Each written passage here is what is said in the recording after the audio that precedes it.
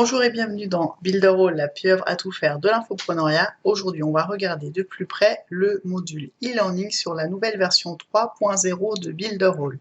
Donc, on est parti, on est sur la page d'accueil de l'interface Builderall. Donc, ce qui est à noter sur cette version 3.0, c'est que maintenant, on a une interface qui est complètement personnalisée et c'est nous qui décidons les outils qu'on met en fait sur l'interface avec le petit bouton là, installer plus d'applications. On a la liste de toutes les applications et on met celles qu'on utilise le plus.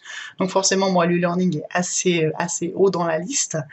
Et il suffit de cliquer sur le module e-learning et d'entrer dans l'e-learning. Ça va ouvrir la fenêtre e-learning dédiée. Alors, il y a un petit lag parce que j'enregistre en même temps que je navigue, et sinon c'est très rapide. Donc là, on est sur la page d'accueil du module e-learning. On voit en fait le nombre de cours, le nombre d'étudiants inscrits à l'ensemble des cours, le nombre d'instructeurs. Donc pour l'instant, j'ai une seule fiche instructeur, c'est moi.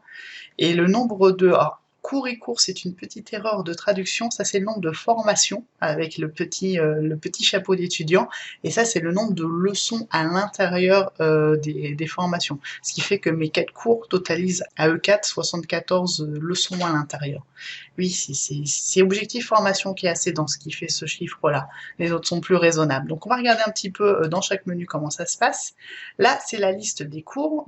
Ça va permettre de voir un petit peu les dispositions possibles. Builderall d'effervescence programmée, ça présente ce qu'on peut faire avec Builderall. Lui, on va l'ouvrir dans un nouvel onglet pour commencer.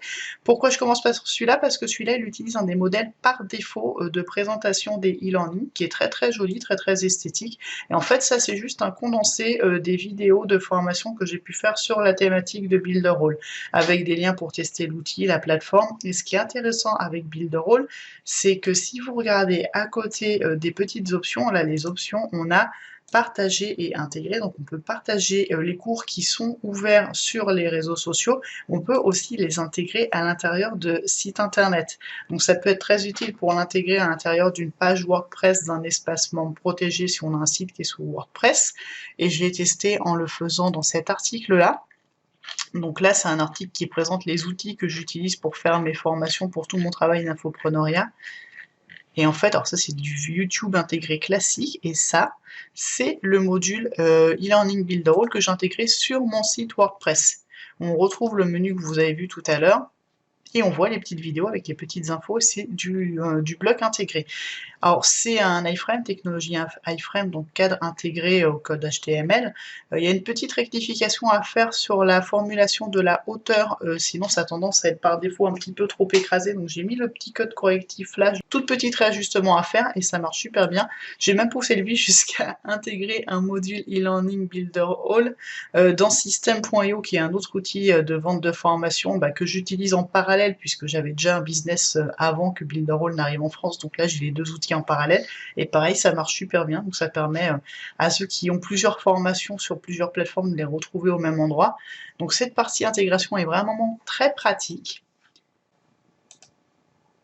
Et en fait, quand on va dans modifier, c'est très simple, on met la description du cours. Donc il y a différentes catégories de cours que j'ai déterminées, la stress défense, Builderall qui est des présentations de l'outil Builderall, l'infopreneuriat c'est des formations pour aider à concevoir des formations. Langue du cours pour la communauté, donc ça permet d'avoir une interface qui est traduite. Ce cours est ouvert, il ne nécessite pas d'inscription. Alors là, je demande même pas l'email et le nom et l'email en fait à la personne, c'est juste pour être intégré sur différentes plateformes. Je l'ai aussi intégré sur un site fait avec Builderall. Ça, c'est Builderall effervescence programmée qui est fait avec Builderall sur la page Builderall.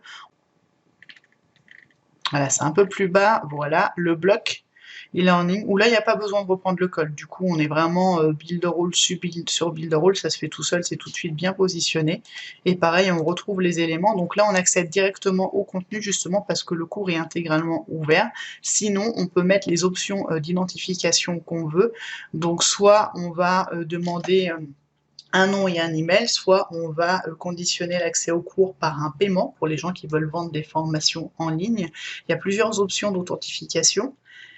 Une estimation du volume de travail pour le cours, petit copyright qui va se mettre en bas de chaque diapo. On peut mettre un petit icône pour le cours, là on voit que je n'en ai pas mis. C'est peut-être pour ça que j'avais un petit carré qui était tout pas joli. On va mettre une jolie petite pieuvre. Une jolie petite pieuvre. Tiens, viens là toi. Je vais prendre un truc avec un fond.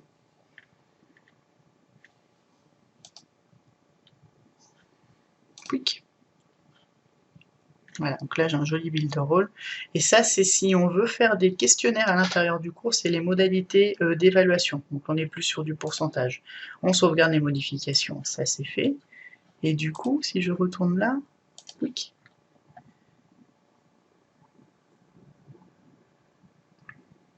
Ah bah voilà, là j'ai une jolie petite pieuvre à la place de mon rien. Donc le petit icône, c'est ce qui s'affiche ici. Qui ne devait pas y avoir quand j'ai créé ce cours, qui est le premier que j'ai créé avec Builderall l'année dernière.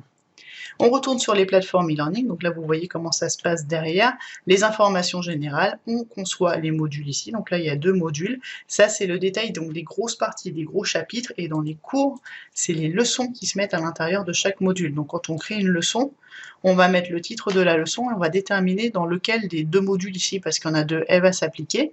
Si c'est un contenu YouTube, une vidéo qu'on a hébergée sur YouTube, on peut directement mettre la vidéo ici. On peut évaluer le niveau de la formation si on veut mettre des différents degrés. Le temps, moi je mets la durée de la vidéo quand c'est des vidéos YouTube. On peut obliger l'utilisateur à regarder toute la formation, on peut permettre ou pas de commenter la vidéo, on peut associer un test après le cours, et pareil pour les formateurs, donc qui ont un numéro de formateur, qui ont besoin pour Datadog de montrer le suivi, la progression sur le cours, on a aussi les informations qu'on peut récupérer, et la description, c'est tout ce qui est enrichissement de la formation, donc c'est des petites informations qui vont permettre de rajouter des infos en plus de la vidéo. Typiquement, hop, là vous avez vu, j'ai ma vidéo qui est là, donc j'ai mis dans le champ vidéo, et ça c'est mes petits commentaires, les liens pour avoir plus d'infos, etc. Ça se met dans le champ qui est commentaires juste en dessous. Donc là ça m'a mis une leçon avec rien. Du coup on va là, on l'efface, c'est très rapide. Oui, je suis sûre que je le supprime, voilà. Je valide que c'est bon. Tester, c'est la partie conception de questionnaires qu'on va associer avec les différents modules. Alors je ne l'ai pas utilisé, j'en ai pas fait. Ça, c'est les gens qui suivent la formation, qui se sont inscrits. C'est peut-être juste en test parce que maintenant le cours est ouvert, donc j'ai pas de liste d'utilisateurs ici.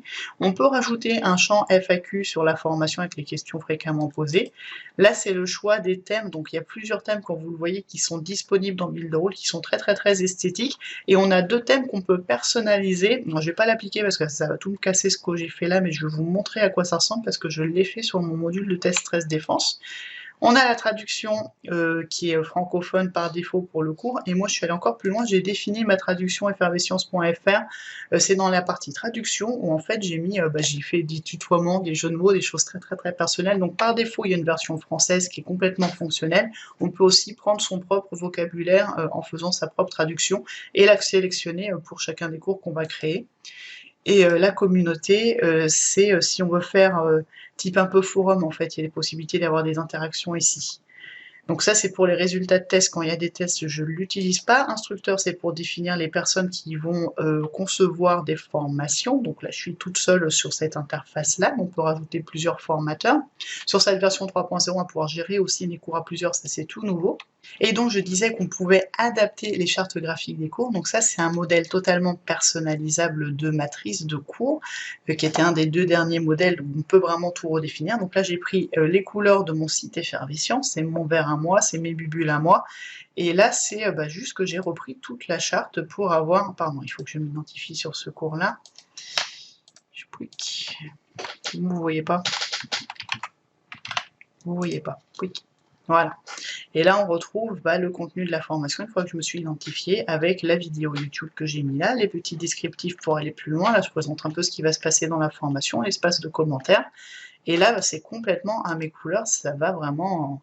Enfin, ça peut être un site de formation à lui tout seul quand on prend ce genre de modèle-là, et même pour les modèles prédéfinis, c'est très pro pour le rendu. Donc voilà ce qu'on peut faire quand on met la main sur la partie design. On peut intégrer le cours dans différents sites, donc là c'est du Builderall, là c'est du WordPress, qui veut dire aussi qu'on peut le mettre dans un espace membre de WordPress. On peut aussi l'ouvrir en tant que cours où je l'ai mis, voilà, donc là on va l'activer parce que j'ai pas... Voilà, donc là le petit picto est apparu, et ça c'est quand on met juste le lien direct vers la formation.